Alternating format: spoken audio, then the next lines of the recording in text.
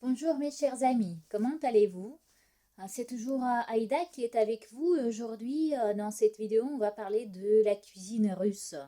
Je vais répondre aux questions les plus fréquentes de mes touristes, de mes clients qui me demandent souvent de la cuisine russe, des plats traditionnels et peut-être je vais vous aider, comme ça vous allez savoir qu'est-ce qu'il faut manger, qu'est-ce qu'il faut goûter si vous êtes venu à Saint-Pétersbourg ou bien dans quelques villes russes. Tout d'abord, je voudrais dire que sur mon site aida.guide, il y a un article qui s'appelle La cuisine russe et dans cet article, vous pouvez trouver plus d'informations plus précises concernant les plats, concernant les produits d'alimentation qu'on choisit, les ingrédients qu'on choisit pour préparer tel ou tel plat. Ici, on va plutôt parler déjà des plats traditionnels et je vais vous expliquer leurs origines et pourquoi il faut goûter ça et où il faut goûter ça. Tout d'abord, je voudrais vous dire que c'est un peu compliqué de distinguer quelques plats vraiment russes ou bien les plats qui sont venus dans la cuisine russe d'autres républiques, parce qu'à l'époque soviétique ou d'autres pays. Parce qu'à l'époque soviétique, on avait quand même un grand pays avec 15 républiques et chaque république avait ses spécialités culinaires. Et évidemment que chaque pays avait pris quelques plats, quelques recettes de telle ou telle république. Euh, Concernant la Russie, il faut dire qu'on a vraiment beaucoup de plats qui sont venus par exemple de l'Ukraine ou bien de la Biélorussie ou même des pays caucasiens comme par exemple l'Arménie ou la Géorgie. Et en général, il faut dire que les Russes ils aiment beaucoup toutes les cuisines. On mange avec plaisir la cuisine russe, mais ça on mange plutôt à la maison. Mais si on va au restaurant, on mange souvent la cuisine géorgienne et j'espère que vous viendrez à Saint-Pétersbourg et vous verrez qu'il y a beaucoup de restaurants de la cuisine géorgienne, presque chaque 10 mètres on voit un restaurant et en plus on ouvre beaucoup de nouveaux restaurants. Et c'est pas par hasard parce que les Russes vraiment ils aiment beaucoup cette cuisine parce que cette cuisine elle est bien épicée, elle est vraiment particulière et ça attire. La cuisine russe est peut-être beaucoup plus simple que les autres cuisines. Il faut dire que les Russes ils sont pas très capricieux et les plats russes sont pas très recherchés ou bien très compliqués. Pour les préparer, vous n'avez pas besoin des produits ou d'ingrédients exotiques. Vous avez besoin peut-être beaucoup d'expérience, mais en général, les plats sont assez simples. Et ils sont toujours à la base des légumes, soit cuits, soit crus, et la viande et le poisson. Les Russes mangent 3 fois par jour, le petit déjeuner, le déjeuner et le dîner. Il faut dire qu'on n'a pas de tradition en fait comme par exemple en France, on n'a pas d'heure précise pour manger. Ici, tout le monde, tous les touristes qui viennent à Saint-Pétersbourg, ils sont vraiment impressionnés par le fait que tous les restaurants ils sont ouverts tous les jours, dès le matin jusqu'au soir, et ils peuvent y aller pour manger quand ils veulent. On n'a pas d'heure précise comme en France, de midi par exemple à 14 heures et après tout est fermé. Non. Chez nous, la cuisine est ouverte 12 heures à peu près et vous pouvez aller manger quand vous voulez. Au petit déjeuner, on mange pas beaucoup. Il y a des gens qui ne mangent même pas et qui boivent soit du thé, soit du café. Ils vont au travail. Et puis, il y a des gens quand même qui mangent un peu. On mange des céréales, on mange des œufs, des omelettes. C'est plutôt la tradition peut-être anglaise. Des petits déjeuners, on mange des sandwichs, on mange des tartines. Ensuite, on a le déjeuner, on mange assez tard, entre 13 heures et 15 heures. Mais comme j'ai déjà dit, même après 15 heures, la cuisine fonctionne et vous pouvez aller manger à 16 heures par exemple. Pour le déjeuner, on mange pas beaucoup. On mange soit une entrée chaude ou froide et un plat principal. Vous savez que on a beaucoup d'entrées, même si les plats sont assez simples, mais on a quand même un grand choix des plats russes, des entrées, des plats de résistance, etc. Et on n'a pas beaucoup de desserts en plus. Ça, je vais vous expliquer. Donc, comme entrée, on peut manger par exemple du poisson salé ou bien du poisson fumé. Puis, parce que les Russes en général, ils adorent manger le poisson. Ensuite, on a les salades. Une salade absolument particulière qui s'appelle salade russe dans le monde entier. Et en Russie, on l'appelle olivier parce que la recette initiale, elle a été inventée par un cuisinier français, Olivier. Mais bien sûr que cette recette d'olivier, il a été beaucoup changée. Et ce qu'on mange aujourd'hui et ce qu'on appelle olivier n'a aucun point commun avec cette recette initiale. C'est pourquoi, quand même, dans le monde entier, cette salade s'appelle salade russe. C'est le mélange des légumes cuits, de pommes de terre, de carottes, des œufs, des petits pois, des conservés, du poulet, euh, avec de la mayonnaise ou bien de crème fraîche.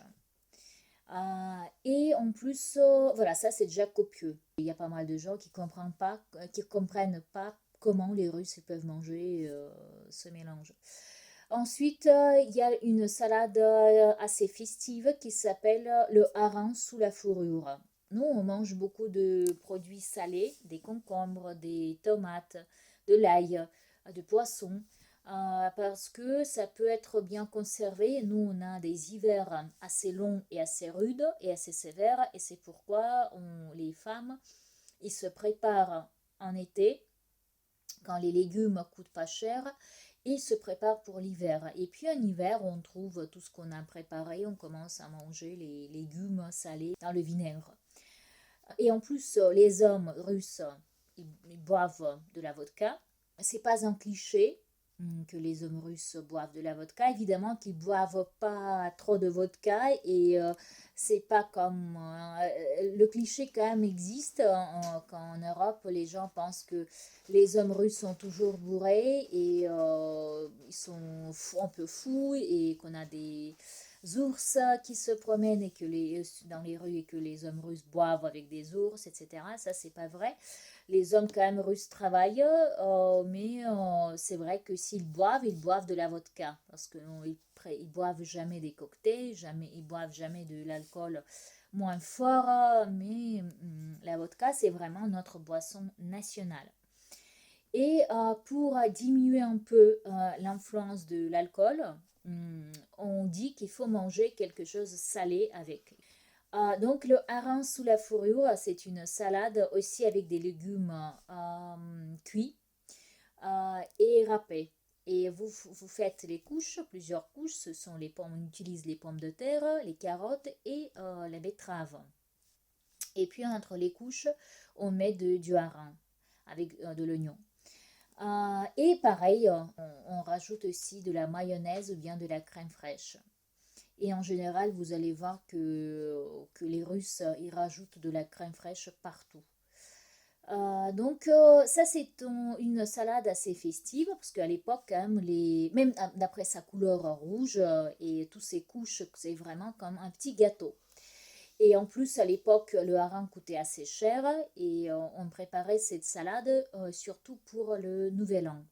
Et même quand on regarde les films soviétiques, dans chaque famille, sur la table, pour le Nouvel An, on trouve toujours la salade russe et le hareng sous la fourrure. On mange aussi les pirochki. Les pirochki, vous pouvez manger à la place du pain parce que ça, c'est les petits pains fourrés. Ou bien avec du thé, par exemple. Les pirochki, ils sont absolument différents. Il y a des pirochki salés et sucrés. Si c'est salé, dedans vous trouverez des pommes de terre, des champignons, de choux, de la viande, des œufs, du riz, etc. Si ce sont les pirochki sucrés, vous trouverez dedans des baies de forêt, de cranberry par exemple, ou bien des poivres, ou bien des des pommes. Euh, les Russes aussi aiment beaucoup manger les pirochki. Ensuite, le plat principal. Ça peut être souvent la soupe. Vous savez bien que la soupe nationale, la soupe traditionnelle russe, c'est borщ. La Russie égale borщ, on peut dire. Donc c'est vraiment la soupe peut-être la plus connue dans le monde entier. Et c'est la soupe avec des légumes, avec de la viande et avec de la betterave. C'est pourquoi la soupe a la couleur rouge. Ça, on mange aussi avec de la crème fraîche et souvent avec de l'ail et avec du pain noir. Ça, c'est la tradition russe.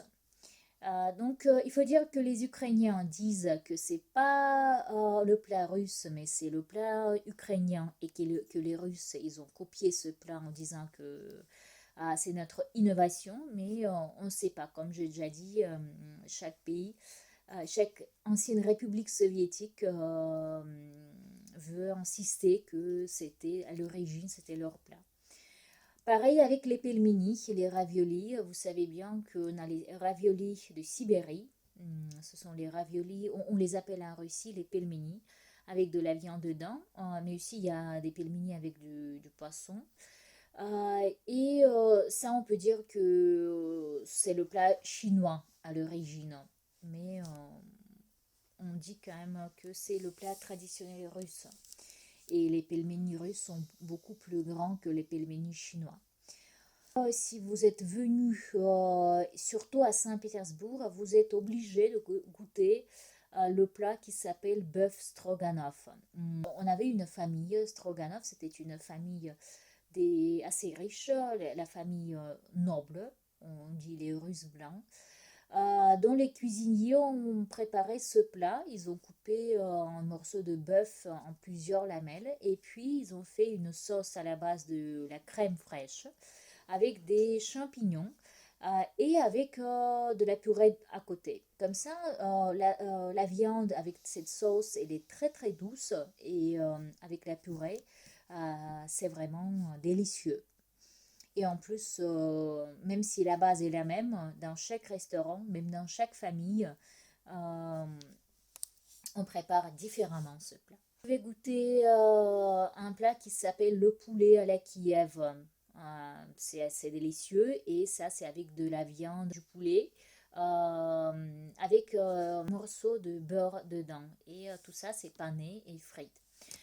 Ça, on mange aussi avec de pommes de terre. Et comme peut-être vous avez déjà noté, on mange beaucoup de pommes de terre. Et comme j'ai déjà dit, la cuisine russe est assez simple.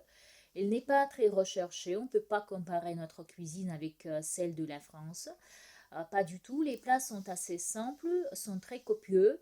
Ils donnent la chaleur, pareil, parce que les hivers sont très rudes et très longs. Et on a besoin de pour survivre, on a besoin des plats chauds. C'est pourquoi on mange beaucoup de soupe, surtout en hiver.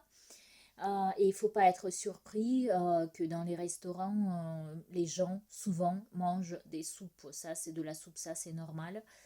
Les Russes, en général, aiment beaucoup les soupes. Ensuite, la plupart des plats sont avec des pommes de terre. Et ça, ce sont les Biélorusses qui sont les plus connus et c'est le symbole de leur pays, les pommes de terre. Ils mangent tout le temps les pommes de terre et comme ça ils disent que c'est l'influence de la Biélorussie que les Russes ils aiment beaucoup manger les pommes de terre. Euh, voilà, ensuite, il y a le plat qui s'appelle chou farci. Ça, je pense connu en France aussi, les feuilles de chou avec de la viande hachée dedans. Ça, vous pouvez goûter ici dans tous les restaurants russes. Ensuite, comme j'ai déjà dit, il y a pas mal de Russes qui aiment beaucoup. Mais je voudrais vous expliquer comment les Russes mangent. Ah non, il y a pas dessert, ni сказала. Et enfin, en ce qui concerne après avoir bien mangé, on commande un dessert. Il faut dire que la cuisine russe n'est pas tellement riche et forte dans les desserts. Nous, on a très peu de desserts. On a les mêmes desserts que partout en Europe, je sais pas, les cheesecakes, les pancakes, etc. On a aussi des gâteaux, on peut dire traditionnels russes, par exemple le gâteau au miel qu'on appelle medovik, ça vous pouvez trouver aussi partout. On a aussi millefeuille, et en Russie ça s'appelle pas comme ça, on l'appelle Napoléon. Mais ça c'est le même, presque le même millefeuille que vous mangez en France. On a aussi des tartes, par exemple avec des pommes, avec des baies de forêt, avec la poire, etc.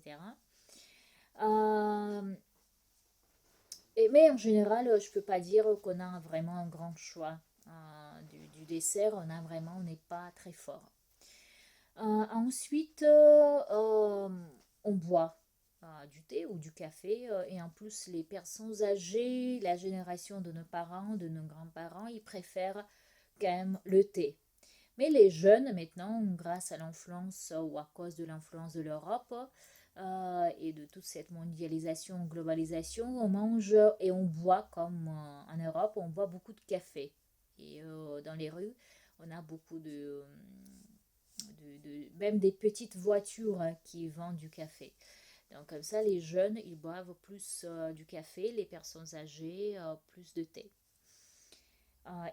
Pourtant, le thé russe est vraiment magnifique. Et si vous êtes venu comme en Russie, c'est comme aussi une spécialité russe. Il faut quand même goûter du thé russe. En ce qui concerne les Russes qui vont manger au restaurant, je voudrais vous dire que la plupart des Russes, ils mangent quand même à la maison. Mais s'il y a des familles ou des gens plus ou moins aisés qui peuvent aller dîner, par exemple, dans un restaurant, il ne faut pas penser qu'ils vont manger dans les restaurants de la cuisine russe. Il y en a beaucoup à Saint-Pétersbourg. Ce ne sont pas les lieux touristiques parce qu'en général, on n'a pas de restaurants touristiques et de restaurants pour les habitants. Mais les Russes, c'est vrai que les Russes, ils préfèrent manger soit à la maison et ils mangent voilà, tous ces plats russes, ou bien s'ils vont manger au restaurant, ils préfèrent la cuisine assez recherchée qu'ils ne peuvent pas préparer chez eux. Par exemple, c'est la cuisine japonaise qui est très à la mode, la cuisine géorgienne, arménienne, ou bien tout simplement la cuisine italienne ou française ou en général européenne. C'est pourquoi si vous êtes dans un restaurant russe, il ne faut pas être surpris qu'il n'y a pas de russe ou bien presque pas de russe. Il y aura que des étrangers et ça s'explique facilement parce que nous, on mange tous ces plats chez nous et on n'a pas besoin d'aller au restaurant pour manger cette cuisine et ces plats qu'on prépare chez nous. Voilà, comme ça, si vous avez des questions, si vous voulez recevoir la liste des restaurants que je conseille, vous pouvez m'écrire, je vais vous envoyer cette liste, mais vous pouvez lire aussi un article, les bars et les restaurants de Saint-Pétersbourg. Là-bas, vous allez voir aussi le top des meilleurs bars et meilleurs restaurants de la ville.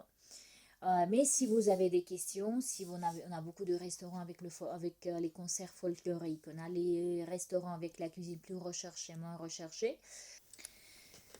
Et voilà, mes chers amis, j'espère que j'ai bien expliqué tout ce qui est lié avec la cuisine russe, avec les restaurants, avec tout ce qu'il faut goûter à Saint-Pétersbourg ou bien en Russie. J'espère que vous viendrez un jour pour faire ça parce que la cuisine fait une partie assez importante de la culture du pays et si vous viendrez pour découvrir le pays, il faut découvrir aussi sa cuisine. Si vous avez quelques questions à me poser, n'hésitez pas. Si vous voulez que je vous conseille quelques bars ou quelques restaurants, vous pouvez m'écrire, je vais le faire avec plaisir. Et en plus, sur mon site aussi, aida.guide, dans mon blog, il y a aussi un article qui s'appelle Les meilleurs bars et restaurants de la ville. Là-bas, vous pouvez trouver ma liste des bars et des restaurants que j'ai choisis moi-même, que j'ai visités ou j'ai mangé, et comme ça, je peux les conseiller à mes clients, à mes touristes ou tout simplement aux gens qui viennent visiter la ville. N'hésitez pas à m'écrire si vous voulez aussi créer un programme pour quelques jours durant votre séjour à Saint-Pétersbourg. Je suis toujours disponible pour vous. Euh, Si vous pouvez m'écrire soit sur mon site, soit par mon mail, soit par WhatsApp. Vous pouvez me suivre aussi sur YouTube, sur Instagram et sur Facebook. Je travaille tout le temps, 7 jours sur 7, 24 heures sur 24. N'hésitez pas. Et j'espère, on se verra un jour à Saint-Pétersbourg. À bientôt mes chers amis. Bonne soirée. Au revoir. Bisous.